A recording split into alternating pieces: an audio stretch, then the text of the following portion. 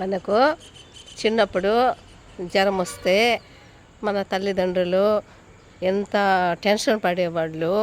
అదేదో మెటాసన్ మాత్ర అనేది మనకి ఇచ్చేవాళ్ళు.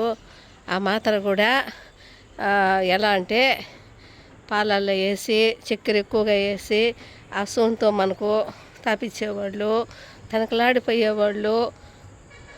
నిమిషాలకి మన ఒళ్ళు పట్టి చూసేవాళ్ళు. ఎలా కాలుతుంది బిడ్డకు అనే బాధపడేవాళ్ళు.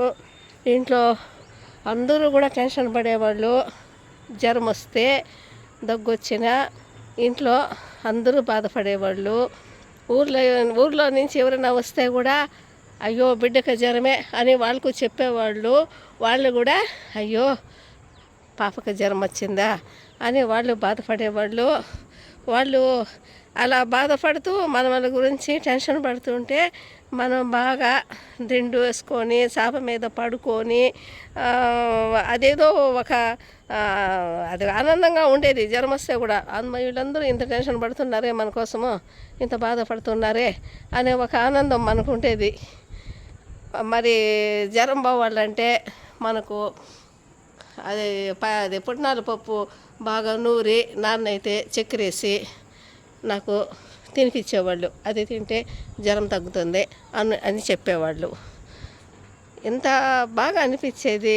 జమ్మని మన కోసం ఇడ్లీ చేసి పెట్టేవాళ్ళు. కావాల్సింది తినాలనుకుంటే మనకు పెట్టేవాళ్ళు. అది వాళ్ళు చూసే ప్రేమతోనే మనకు చాలా వరకు వచ్చిన జలుబు కానీ జ్వరం కానీ తగ్గిపోయేది. మనల్ని ఎత్తుకొని కూడా ఇంటి చుట్టూ కూడా కొంచెంసేపు తిప్పేవాళ్ళు. అలా ఊర్లోకి తీసుకొని పోయి తిప్పుకొని వచ్చేవాళ్ళు సంకన వేసుకొని. అబ్బా ఎంత ప్రేమో, ఎంత అనురాగము. ఆ జ్వరము వస్తే కూడా బాగుండనే, వీళ్ళందరూ మనల్ని ఇంత బాగా చూస్తారే అని అనిపించేది ఆ రోజుల్లో మనసు. ఆ రోజులు తలుచుకుంటే ఎంత సంతోషంగా అనిపిస్తుందో. సాయంత్రం అయితే బిడ్డకు దిష్టి తగిలింది అని అప్పట్లో అటు సైడు వేరేగా ఉంటాయి, అడవుల్లో ఉంటాయి అవి చీపురు పుల్లలు. ఆ చీపురు పుల్లలు వేసి ఇట్లా అంటించేసి ఆ మొదుళ్ళు అంటించేసి మనకు ఇట్లా దిగదీసి ఆ ముఖం చుట్టూ ఇట్లా తిప్పి దిగదీసి వాళ్ళు ఏళ్ళు పటపటని ఇంచి ఒక మూల వేసేవాళ్ళు. అంటించిన చీపురు పుల్లలు అవి పటపటని అంటుకునేది. అవి ఒకటి కూడా మిగలకుండా అవన్నీ పుల్లలన్నీ ఏరేసి మంటేసేస్తే ఒక ఇంటికి మూల సైడు మనకు దిష్టి బాగా తగిలింది, ఆ పటపట శబ్దం వస్తుంది, అమ్మో బిడ్డకు తగ్గిపోయింది జ్వరము అని అది మండిపోయిన ఆ చీపురు పుల్లలు మండిపోయిన బూడి తెచ్చి మన ముఖాన్ని పెట్టేవాళ్ళు. మరి సాయంత్రం అయితే కర్పూరం ఎత్తి చిన్నపిల్లలు మనకి పెద్దవాళ్ళు సాయంత్రం అయితే అట్లా దేవుడికి దిగదీసినట్టుగా మనకు కూడా కర్పూరంతో దిగదీసేవాళ్ళు.